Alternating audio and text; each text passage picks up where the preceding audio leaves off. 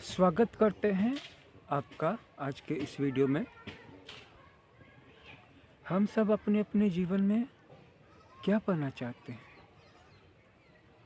आनंद पाना चाहते हैं, शांति पाना चाहते हैं, सुरक्षा पाना चाहते हैं, खुशियाँ पाना चाहते हैं। कई बार हमारे लिए ऐसा प्रतीत होता है कि काफ़ी सारा धन अगर मिल जाएगा तो हमें ये सारी चीज़ें मिल जाएंगी, सहूलियत हो जाएगी मिलने में। पैसा सिर्फ अपने आप में कंफर्ट का एहसास ही नहीं देता है, बल्कि सुरक्षा का अनुभव भी देता है। बात तो सही है और इसमें कोई रुकावट भी नहीं है, इसमें कोई दिक्कत भी नहीं है। पैसा तो प्राप्त होना ही चाहिए। इस संसार में कमियों का अनुभव करके हम आध्यात्मिक भी नहीं हो सकते, लेकिन आध्यात्मिकता हमारे जीवन में थोड़ी सी शांति जरूर ऐड कर सकती है, चाहे परिस्थिति जो भी हो। अगर हम पहले से ही शांत होने के लिए तैयार हैं, पहले से ही सारे द्वंद्व छोड़ने के लिए तैयार हैं, पहले से ही हमारे अंदर में जितनी भी बेचैन करने वाली आकांक्षाएं हैं, इच्छाएं हैं, तृष्णाएं हैं और वासनाएं हैं, हम उनके दंश को समझ चुके हैं कि पहले सुख आता है, लेकिन वो सुख अपने आप में एक घंटी होता है, एक नोटिस होता है कि इसके बाद दुख आने वाला है, और दुख सुख के इक्विवेलेंट होगा या उससे कहीं बड़ा होगा।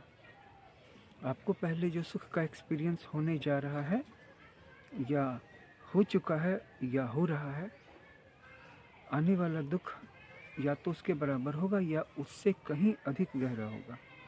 ज़्यादातर मामलों में तो कहीं अधिक गहरा होता है।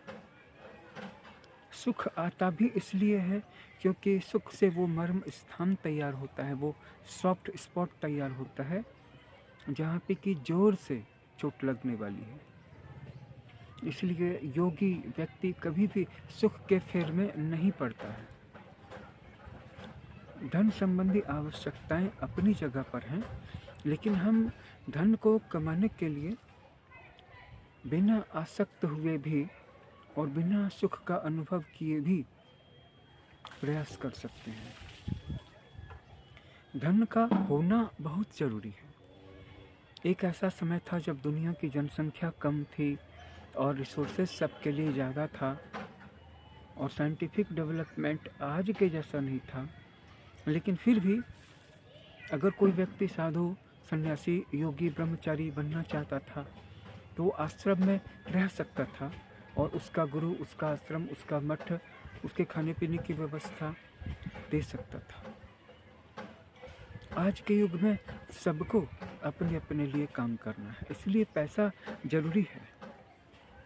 लेकिन इवन पैसे कमाने के लिए भी अगर आप एक तरफ तो अपने आप को इस तरफ से देखें कि एक कैटेगरी में उन लोगों को ले लें जो लोग ध्यान नहीं करते हैं, जिनके पास किसी तरह का कोई आध्यात्मिक सिस्टम नहीं है, और दूसरी तरफ कुछ ऐसे लोग जिनके पास कोई न कोई सिस्टम है आस्था का, जिसके द्वारा कि उनका मनोबल बना रहता है कि ये मेरे गुरु हैं, ये मेरी ध्यान की पद्धति है, ये मेरी ऊर्जा का सिस्टम है, ये मेरे भगवान हैं, गॉड हैं। संकट के समय में ये जरूर काम देंगे, जरूर हौसला देंगे, जरूर मदद करेंगे। तो ये आस्था भी उसके मनोबल को गिरने नहीं देती है, उसके स्वास्थ्य को कमज़ोर नहीं होने देती है। तो धर्म और आस्था का अपना एक हाइजेनिक पॉजिटिव इफेक्ट भी है, हम इसे नज़रअंदाज नहीं कर सकते। और फिर जो लोग और ज़्यादा गहरे उतरेंगे कि गहरे पानी पैठ, जिन खोजा तिन पाइयाँ गहरे पानी पैठ, तो उन्होंने ये पाया है कि सच में ऊर्जा काम करती है। और इस ऊर्जा के काम करने का फॉर्मूला बस इतना है कि जो कुछ भी हमारी ज़िंदगी की शैली है, हम निर्माण के लिए, मोक्ष के लिए ज़्यादा आगे के भविष्य का इंतज़ार न करें। हम जहाँ पर हैं वहीं पर हमें थोड़ा थोड़ा सा निर्वाण का अनुभव भी होता रहे और हमें इस संसार को छोड़ करके जाने की ज़रूरत न पड़े। लेकिन जैसा कि गीता में कहा गया है कि जो व्यक्ति अप्रिय को प्राप्त होकर के उद्विग्न नहीं होता है और प्रिय को प्राप्त होकर के हर्षित नहीं होता है, वो व्यक्ति ज़्यादा संतुलित होता है, ज़्यादा योग में होता है। योग में होने से क्या लाभ होते हैं? छोटी छोटी सी परिस्थितियाँ हमें झंझोर देती हैं, उद्वेलित कर देती हैं, हम टूट जाते हैं, हम क्रोधित हो जाते हैं, हम क्षुब्ध रहते हैं, हर समय हम किसी न किसी चीज़ को लेकर के दुखी रहते हैं या फिर आक्रोश में रहते हैं, गुस्से में रहते हैं। इस सब का प्रभाव क्या होता है? हमारे इम्यून सिस्टम पे हमारा स्वास्थ्य कमज़ोर होता है और हमारी एकाग्रता टूट जाती है, हमारा दिमागी संतुलन नष्ट हो जाता है। हम जो नॉर्मल सा मामूली सा काम कर रहे थे उसी काम को हम अच्छे तरीके से नहीं कर पाते हैं, तो फिर उस क्वालिटी वाले काम की क्या ही कहें, जो काम हमें हमारी गरीबी के रैट रेस से निकाल करके समृद्धि के पैराडाइम में ले जा करके खड़ा कर देगा।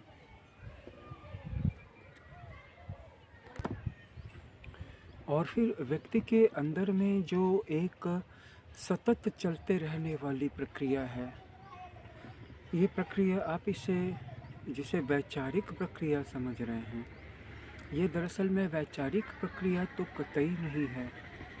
ये तो अपने आप में ऑब्जर्वेशन की प्रक्रिया है। हम सोचते हैं कि हम सोच रहे हैं, लेकिन विचार चल रहे हैं और हम उनको बस लिसन कर रहे हैं, सुन रहे हैं। हम लोग सिर्फ उनको हियर आउट कर रहे हैं, विचार तो अपने आप चल रहे हैं। ये सामान्य सी प्रक्रिया है, ये निरंतर चलते रहने वाली प्रक्रिया है। इसलिए इस ओर हमारा ध्यान नहीं जाता है। लेकिन जब हम विचारों को किसी भी तरीके से थोड़ी देर के लिए ठहरा देते हैं,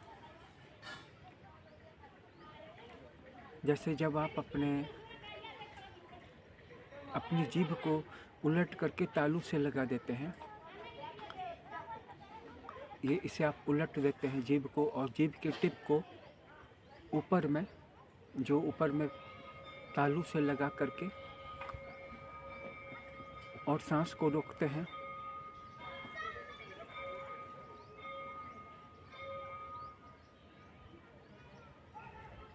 तो उतनी देर के लिए आपके विचार ठहर जाते हैं। और जितनी देर के लिए विचार ठहरते हैं उतनी देर के लिए आपकी ऊर्जा संग्रहित होने लगती है।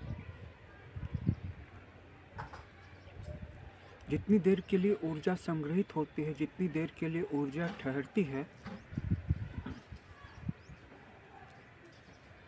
उतनी देर के लिए आपको बेहतर अनुभव होता है। हमारे अंदर में जितनी भी जीवनी शक्ति, अपार जीवनी शक्ति, उसका ज़्यादातर हिस्सा, उसका मेजर पोर्शन ओवर थिंकिंग में या मेयरली थिंकिंग प्रोसेस में खर्च होता रहता है। क्या ही अच्छा हो अगर हम इस ऊर्जा को बचा लें, और ये ऊर्जा न सिर्फ इस दुनिया में हमारी ज़िंदगी को बेहतर करने में इस्तेमाल की जा सकती है, बल्कि जब हमारी इस दुनिया की प्रॉब्लम सॉल्व होने लगेंगी, तब हम ऊपर की दुनिया में जाने लगेंगे, ध्यान करने लगेंगे। ध्यान में ऊपर उठने के लिए भी बहुत सारी एनर्जी की आवश्यकता होती है, और साथ ही साथ किसी भी तरह का कोई ब्लॉकेज नहीं होना चाहिए। ज़्यादातर ब्लॉकेज हमारी चक्र के सिस्टम में पाया जाता है। हमारे अपने अंदर में जो चक्राज है, मूलाधार चक्र है, सक्राल चक्र है, नेभल चक्र है, हर्ट चक्र है, जिसे सोलर प्लेक्सस भी कहते हैं कुछ लोग, और फिर हमारा विशुद्धि चक्र है, हमारा आज्ञा चक्र और हमारा सहस्रार चक्र है, क्रम चक्र। तो इन सारे चक्रों में जो एनर्जी का फ्लो जो ब्लॉक स्टेज में है, चाहे वो किसी बैड एक्सपीरियंस के कारण ब्लॉक्ड हो गया हो, चाहे वो किसी ट्रॉमेटिक एक्सपीरियंस के कारण हो गया हो, या बैड लाइफ स्टाइल के कारण हो गया हो, बैड हैबिट्स के कारण हो गया हो, इमोशंस को सप्रेस्ड करने के कारण हो गया हो, तो हमारे मेडिटेशन सिस्टम में चक्राज में एनर्जीज के फ्लो को फ्रीली अप एंड डाउन करके, और साथ ही चक्र को हील भी करते हैं, और साथ ही साथ उनको सही तरीके से रन भी करते हैं, मतलब एक्टिवेट करते हैं, एक्टिव करते हैं। कोई भी चक्र ओवर एक्टिव ना हो जाए, या लेस एक्टिव न हो जाए, इन बातों का भी ध्यान रखना पड़ता है। हम लोगों को जो कुछ भी करना है वो अच्छे से ही करना है, जैसा कि इस वीडियो के शुरू में हमने कहा। लेकिन ये गाइडेंस हमें कौन देगा? अगर हमारे अपने अंदर का गुरु जागृत नहीं है तो फिर ये हमें कदम कदम पे, क्षण क्षण पे बताने के लिए कौन आएगा? हम अपने अंदर के डिवाइन एनर्जी से भी ये गाइडेंस ले सकते हैं, क्योंकि बाहर का गुरु तो कदम कदम पे हमारे साथ रहेगा कि नहीं रहेगा, क्षण क्षण हमारे साथ रहेगा कि नहीं रहेगा। लेकिन जो हमारे अपने अंदर की एनर्जी है, इनसाइड पावर, वो हमारे साथ कदम कदम पे रहेगी, क्षण क्षण रहेगी।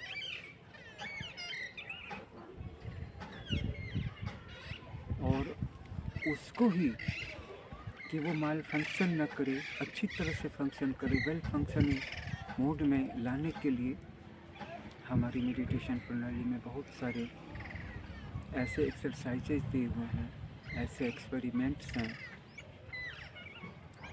कुछ ऐसी चीज़ें हैं जिनको कि आपको प्रत्येक दिन करना है, जीवन भर करना है, और कुछ ऐसी चीज़ें हैं जिन्हें टाइम टू टाइम करना है, और उनको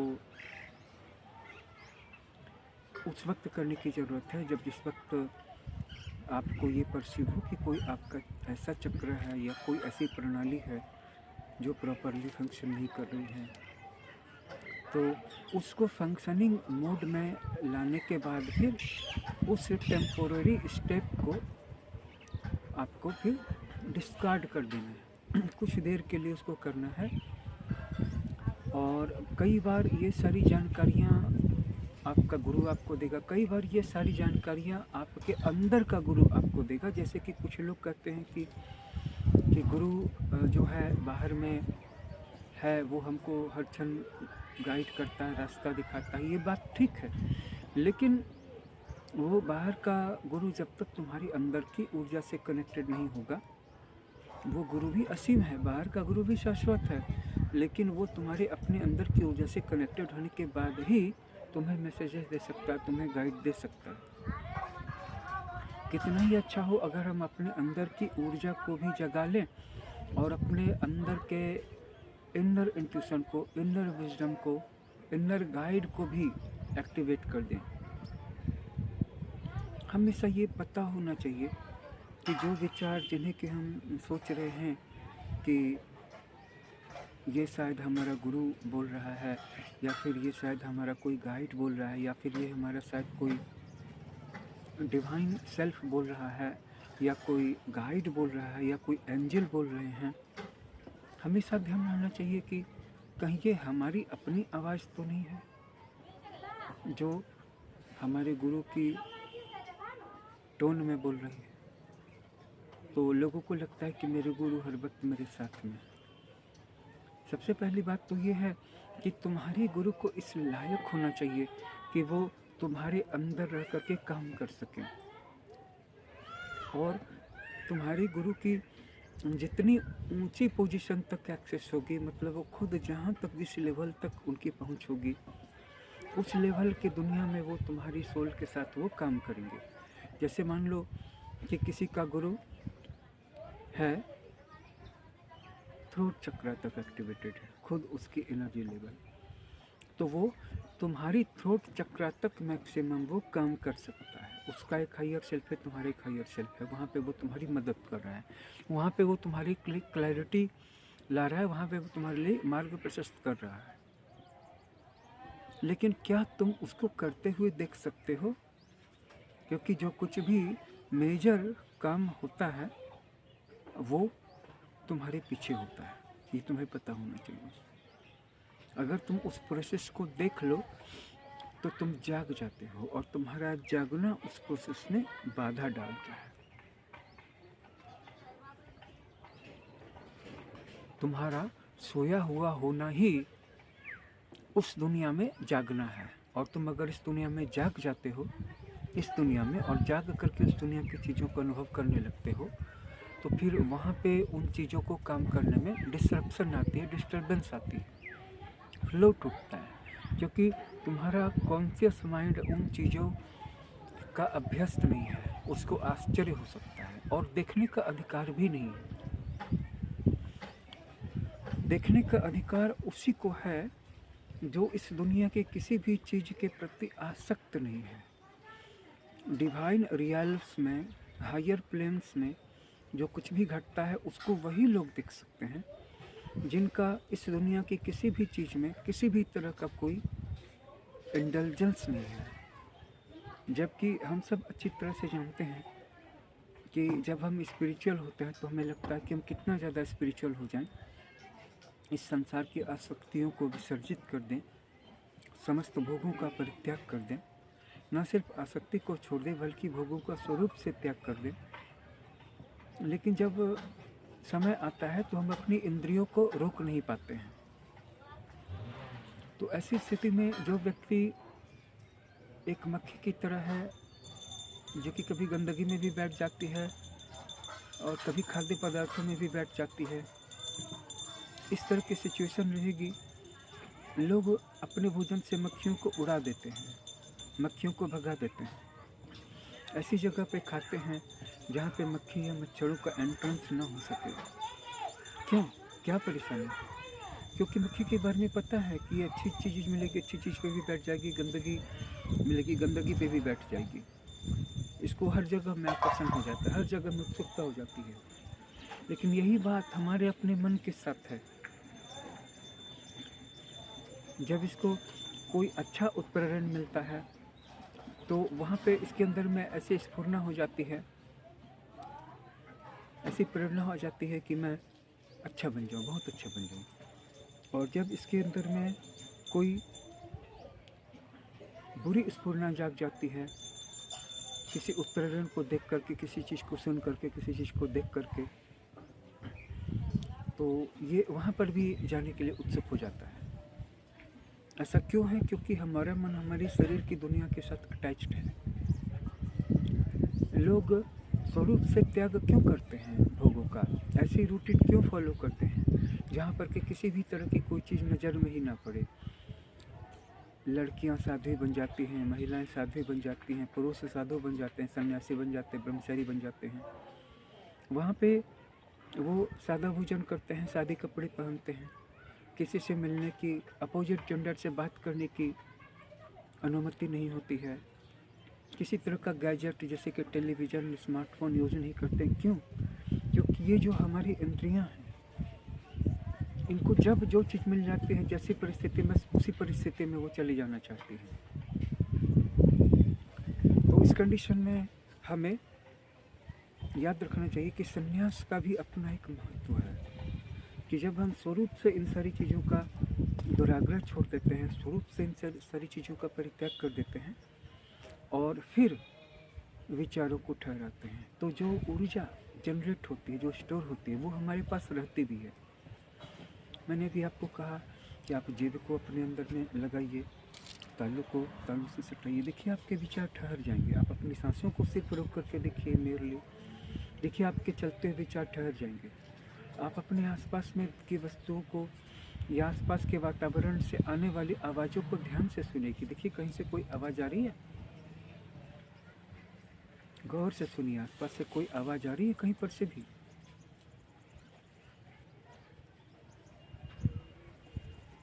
आप देखिए, अगर आप सुनने की कोशिश करेंगे तो आपका मन ठहर जाएगा, मन ठहर जाएगा, चलते हुए विचार रुक जाएंगे। और अगर एक बार चलते हुए विचार रुक गए तो आपकी एनर्जी जो है स्टोर होने लगेगी, एनर्जी बढ़ने लगेगी। हमने हमारे सभी धर्मों में जो संन्यास का, फकीरी का जो कॉन्सेप्ट आया साधु बन जाने का, वो क्यों आया? क्योंकि वो जानते थे कि 10 साल की तपस्या भी एक दिन में बह जाएगी।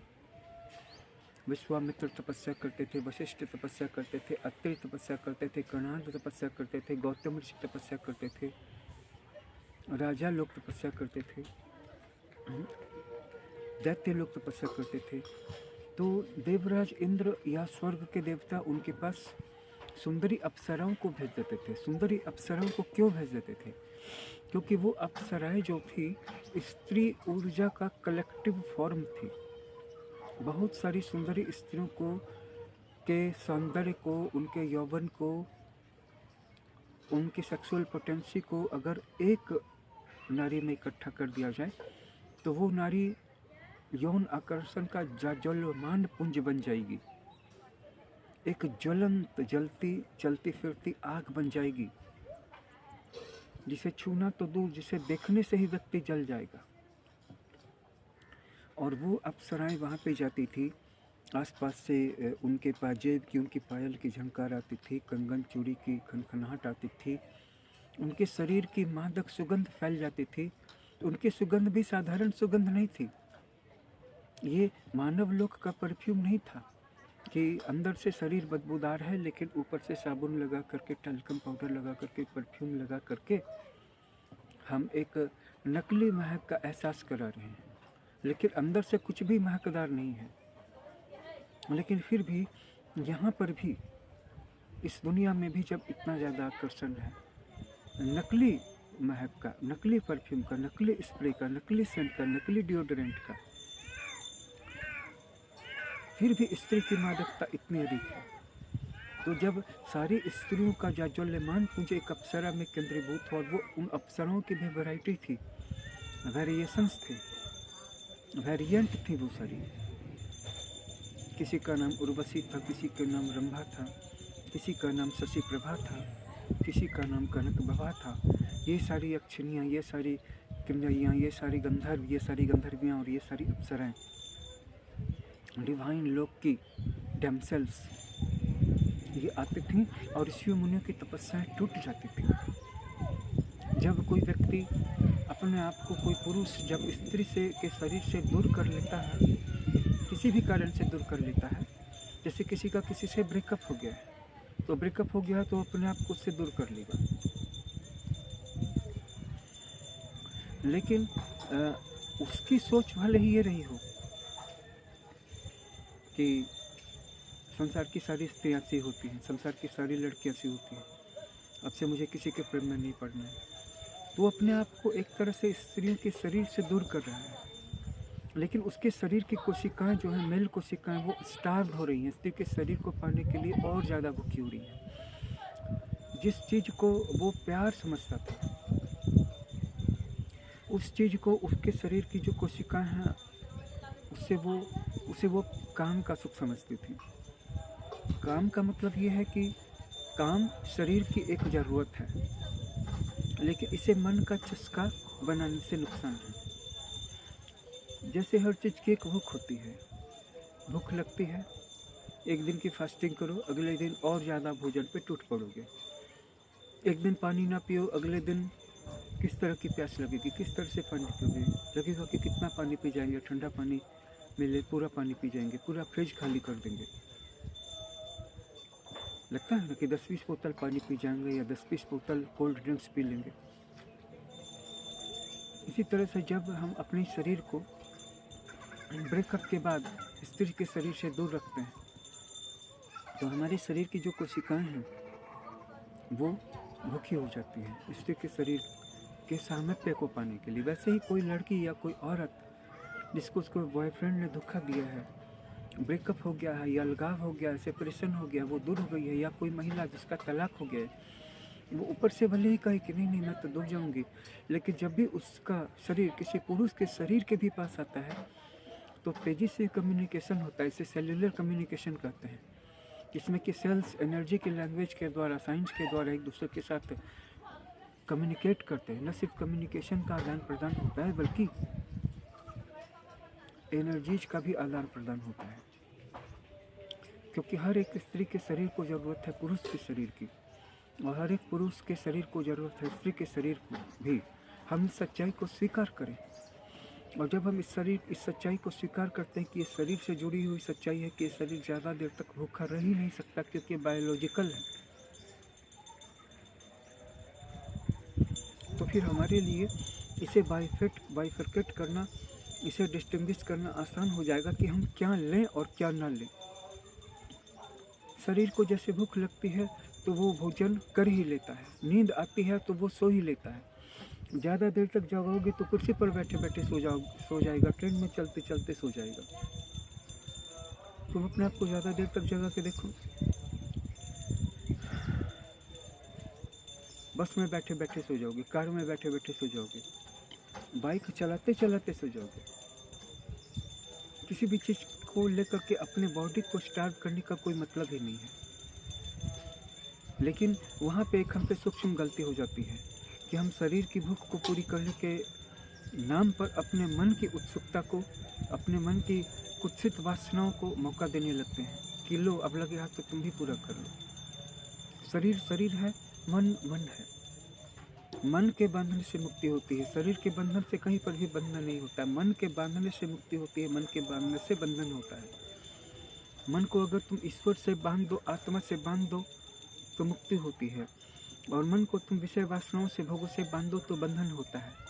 जो भी बंधन है और जो भी मुक्ति है वो मन का ही परसेप्शन है, शरीर तो वहीं पर रहता है।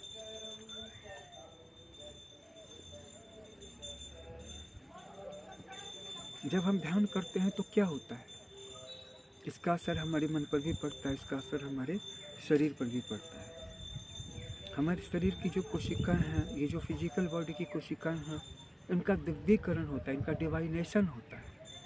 ये दिव्य हो जाती हैं, दिव्यता आ जाती है, डिवाइन हो जाती है, इनकी दिव्यीकरण की प्रक्रिया शुरू हो जाती है। दिव्यता आ जाती है, ये दिव्य हो जाती हैं। जो भी मॉर्टल है वो डिवाइन हो जाता है। फिजिकल मैटर को भी डिवाइन किया जा सकता है, कॉन्सेक्रेशन के द्वारा, साधना के द्वारा, जप तप के द्वारा, उपवास के द्वारा, साधना के द्वारा शुद्धिकरण होता है। और इस शुद्धिकरण का स्पष्ट अनुभव होता है कि जब हम किसी शुद्ध कोशिका वाले व्यक्ति के पास जाते हैं तो मन हल्का हो जाता है। और जब हम किसी विषय वासनाओं से, कूड़े करकट से भरे हुए व्यक्ति के पास, जिसके अंदर और बाहर, शरीर और मन में, विचारों में कुत्सितता भरी हुई है, जब उसके आसपास से गुजरते हैं तो हमें भय लगता है, हमें घृणा होती है, हमें अशांति होती है, हमें बेचैनी होती है। और ये चीज़ें जो है जनरेशन्स में ट्रांसपायर होती हैं, ये विरासत के द्वारा जनरेशन्स में मिलती हैं। किसी के माता पिता बहुत ज़्यादा एडिक्टिव हैं तो बच्चे एडिक्टिव हो जाएंगे। उन बच्चों को तुम माता पिता के साय से दूर रख करके बड़ा करो तो भी उनमें वो आ जाएगा। अगर वो सेक्सुअल थे तो ये भी सेक्सुअल हो जाएगा। अगर वो लस्टफुल थे तो ये बच्चा भी लस्टफुल हो जाएगा, लस्टी हो जाएगा। इसीलिए भगवान श्री कृष्ण ने गीता में कहा है कि अगले जन्म में वह अच्छे परिवार में जन्म लेकर के और भी एकाग्रता से पिछले जन्म के साधन को पूरा करता है। लेकिन हे कंते, इस प्रकार का जो यह जन्म है तो इस संसार में निस्संदेह अत्यंत दुर्लभ है। हमें मेडिटेशन करना है, हमें अपनी कोशिकाओं को शुद्ध करना है, तो शरीर भी संयमित हो जाएगा।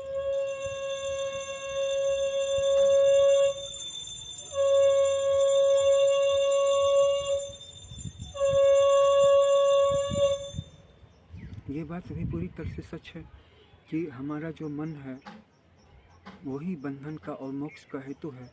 लेकिन अगर हम अपने शरीर को ही पवित्र करना शुरू कर दें सही व्यवहार के द्वारा, आत्म संयम के द्वारा, इंद्रिय संयम के द्वारा, आहार संयम के द्वारा, सही अमाउंट में रेस्ट देना है, सही अमाउंट में जागना है, सही अमाउंट में आराम करना है, सही अमाउंट में श्रम करना है और ईमानदारी की कमाई खानी है, तो ये शरीर भी पवित्र हो जाएगा। और अगर शरीर के लेवल से स्टार्ट करोगे तो शरीर ही मन को बाध्य कर देगा कि मन भी पवित्र हो जाए। बेईमानी का पैसा खाने से, गलत लोगों के हाथ से लेन देन करने से, लस्टफुल लोगों के, गुस्से से भरे हुए लोगों के, लालची लोगों के साथ कारोबार और बिजनेस करने से, लेन देन करने से, पैसा लेने देने से, खाद्य पदार्थों के लेन देन से, साथ उठने बैठने, साथ ज़िंदगी जीने से तुम्हारी अपनी ज़िंदगी भी करप्ट हो जाएगी। इसीलिए अगर शरीर से पवित्र करना है, शरीर से पवित्रता को स्टार्ट करना है तो वो भी मन को पवित्र कर देगा और मन अपने आप संयमित हो जाएगा। पूरे संन्यास की अवधारणा इसी बात पे आधारित थी कि हम एक ऐसा वातावरण ही बना दें जहाँ पर कि उन लोगों को जिनको कि अब अब इस संसार से मुक्त होना है। अगर तुम कुछ संसार में भी जी लेते हो, मक्खी की तरह कभी चावल पर भी बैठ जाते हो, कभी रोटी पर भी बैठ जाते हो, कभी आटे पर भी बैठ जाते हो, कभी चीनी पर भी बैठ जाते हो, कभी गुड़ पर भी बैठ जाते हो, कभी शहद पर भी बैठ जाते हो, मतलब सब चीज़ों का थोड़ा थोड़ा आनंद ले लेते हो। तो ये आज आज तुम्हारा कल कल पे होता चला जाएगा। कल कल कल लेंगे संन्यास, कल लेंगे।